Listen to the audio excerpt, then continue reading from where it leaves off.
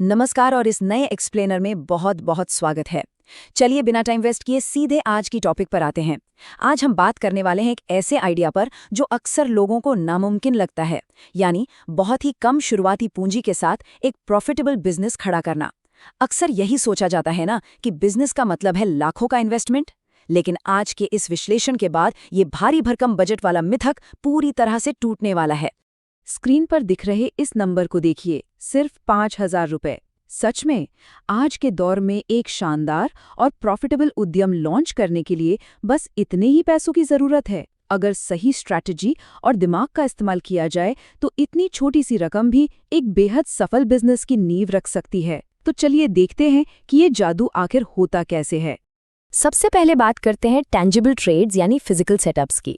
इसमें हम देखेंगे कि कैसे घर बैठे इसी छोटी सी पूंजी का इस्तेमाल करके असली ठोस उत्पाद बनाए जा सकते हैं और एक पक्की इनकम जनरेट की जा सकती है।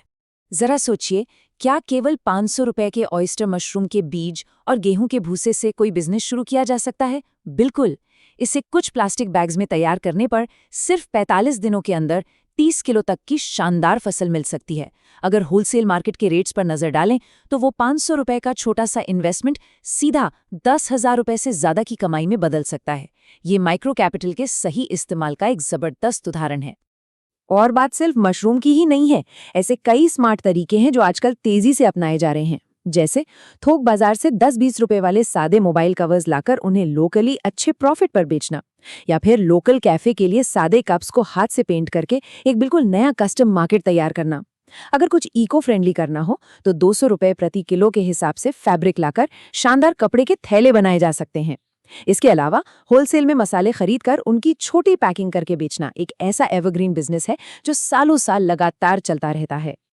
अब रुख करते हैं द डिजिटल रूट यानी ड्रॉप शिपिंग की तरफ।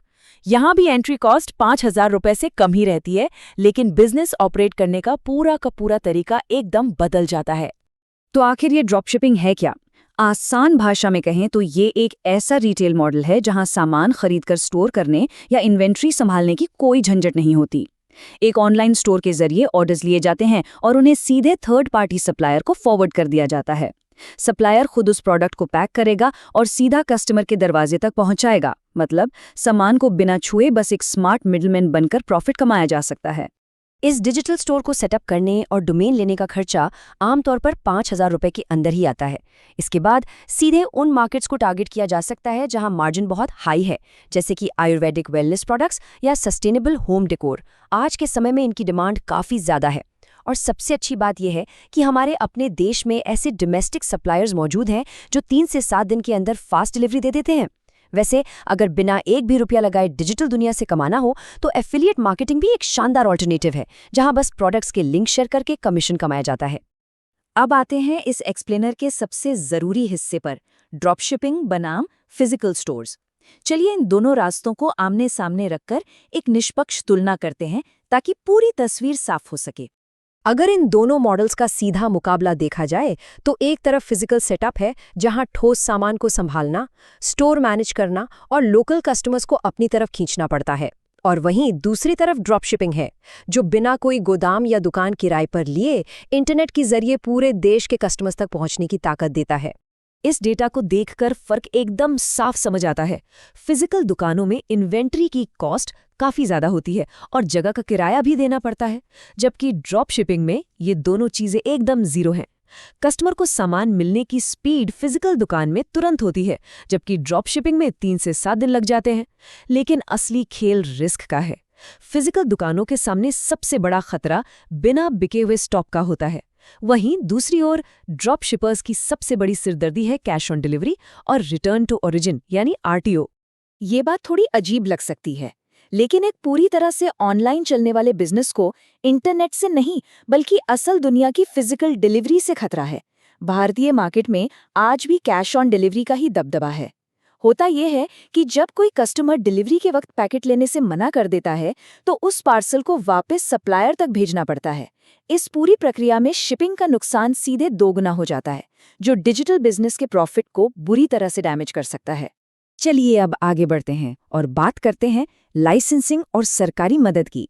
बिजनेस का मॉडल चाहे फिजिकल हो या डिजिटल, उसे लंबे समय तक टिकाए रखने के लिए बेसिक कानूनी नियमों का पालन करना और सरकारी सपोर्ट का फायदा उठाना बेहद जरूरी है। सरकार इन छोटे व्यवसायों को किस नजरिए से देखती है, इसके लिए इस आधिकारिक चार्ट पर एक नजर डालते हैं। यहाँ एक माइक्रो यानी सूक्ष्म उद्यम की कैटेगरी में उन बिजनेस को रखा गया है जिनका इन्वेस्टमेंट 2.5 करोड़ तक और टर्नओवर 10 करोड़ रुपए तक हो।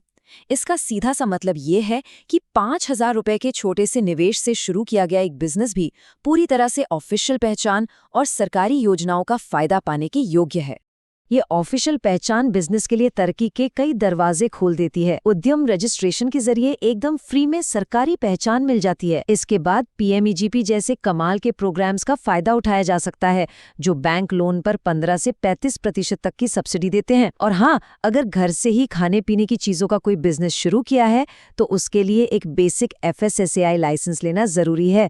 लेकिन घबराने की बात नहीं है। 12 लाख रुपए से कम टर्नओवर वाले बिजनेस के लिए इसकी सालाना फीस मुश्किल से 100 से 500 रुपए के बीच ही होती है।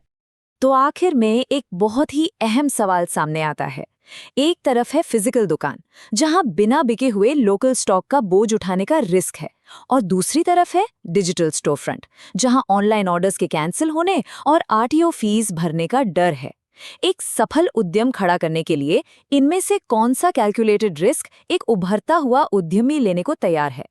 5,000 रुपए की शुरुआती पूंजी से दोनों ही रास्ते एकदम खुले हैं, लेकिन असली सफलता इस बात पर निर्भर करेगी कि बिजनेस की समझ और रिस्क उठाने की क्षमता किस मॉडल के साथ सबसे अच्छी तरह मैच करती है। इस एक्सप्लेनर में हमारे साथ जुड़ने के लिए बहुत बहुत शुक्रिया।